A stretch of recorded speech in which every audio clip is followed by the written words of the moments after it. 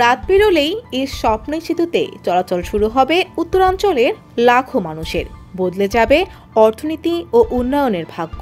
শ্যামল গ্রাম, আঁকাবাঁকা পিচঢালা সড়ক, আর অদূরে তিস্তার বুক চিরে দাঁড়িয়ে আছে স্বপ্নের মাওলানা ভাসানী সেতু।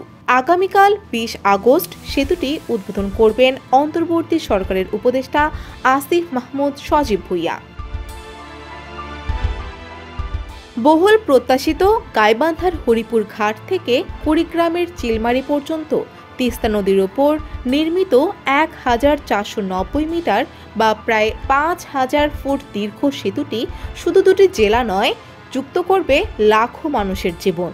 মনের গভীরে লুকিয়ে আছে আনন্দ, মুখে তা প্রকাশ করতে পারেননি সরল মানুষগুলো। দূরান্ত এই পথ সুন্দরগঞ্জ যাইতে আমার সুবিধা হয়, এড়ে আসিয়ে এই ভোগান্তি হইতে হয় বসে থাকা না নৌকার জন্য, কখন নৌকা আসে না আসে।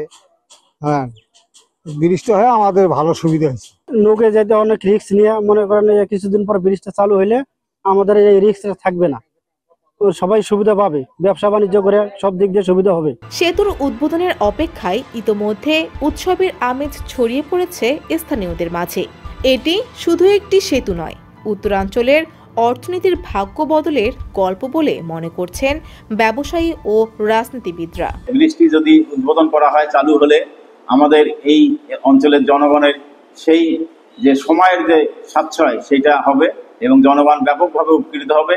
এবং এই ব্রিজ নির্মাণের ফলে নদীকেন্দ্রিক যে ব্যবসা বাণিজ্য, নদীকেন্দ্রিক যে নগর উন্নয়ন যেটা বিগত দিনও হয়েছে, আগামী দিনেও এই অঞ্চলে বিভিন্ন ধরনের শিল্প কারখানা গড়ে উঠবে। স্থানীয় সরকার প্রকৌশল অধিদপ্তরের কর্মকর্তা বলছেন, দেশের সবচেয়ে বড় পিসি গার্ডার সেতু চালু হলে উত্তরাঞ্চলের যোগাযোগ ব্যবস্থা, সময় ও খরচ সাশ্রয় ছাড়াও শিল্প ও বাণিজ্যে নতুন দিগন্ত উন্মোচন হবে। আর আপনি জানেন, এই যে যোগাযোগ ব্যবস্থা হচ্ছে, উন্নতি হলে অনেক কর্মসংস্থান এবং অন্যান্য আর্থসামাজিক উন্নয়ন ঘটবে এবং সর্বোপরি আশা করি এই অঞ্চলের শিল্পাঞ্চয়নের হওয়ার অনেক সুযোগ রয়েছে। ডেস্ক রিপোর্ট, সমকাল।